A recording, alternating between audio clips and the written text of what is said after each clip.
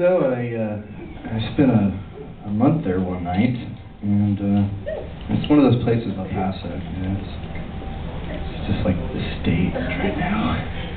Nothing going on. But I am an Austinite, and I'm a software developer, a very successful software developer. I've made tens of millions of dollars for the companies that I've worked for. And I've built a lot of really cool shit, but none of the money's like ended up in my pocket. So I figured, you know, after I quit drinking a few years ago, you know, I thought that was rock bottom, but apparently not. This is comedy. So I'm from Austin, actually from El Paso. This is cool. I've never really played with one of these. So yeah, from El Paso, but I'm in Austin now, and I actually drove up to Dallas and flew in tonight just for this joke. So I get through airport security, everything's okay. You know, I've got my little backpack on the conveyor belt thing. You know, and they're looking through and weren't quite sure what to make out of my two stuffed animals, Taco Head and Croaker, that were in there. But you know, I got through there, and anybody watch Reno 911? Yeah. You know, Rainisha? Yeah. Character? Yeah.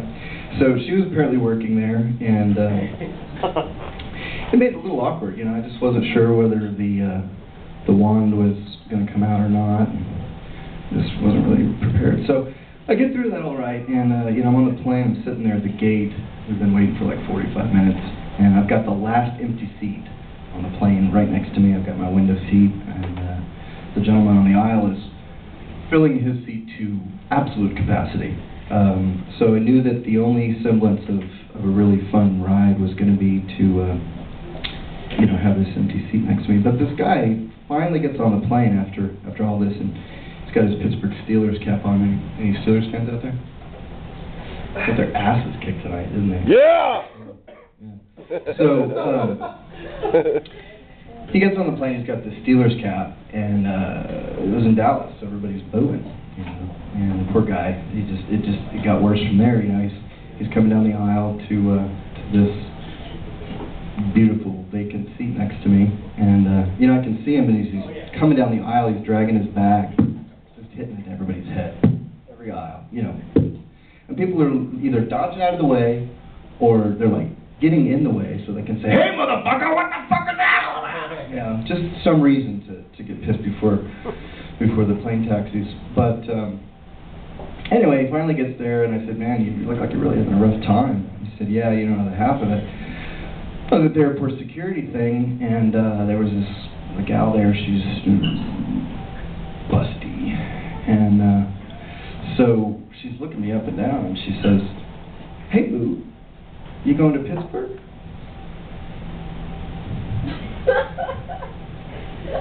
And so he waits a minute and wasn't really quite sure what to say, so he says, "No, I'm not going to Pittsburgh." And it went off about like that. Nobody really laughed. So he was mortified, and I said, "Man, I know exactly what you're talking about. You know, just now my wife dropped me off at the curb to catch the flight, and I really meant to say, 'Honey, thanks for the ride,' but instead I said, 'You fucking bitch, what's it gonna cost to buy my testicles back?'" So that was fun. I really should have walked off stage just now. That would have been a really good exit. But, you know, I feel like I'm a fluffer for the last guy here. But hey, thank you all very much. It's been fun waiting. Hey, Gaither, you got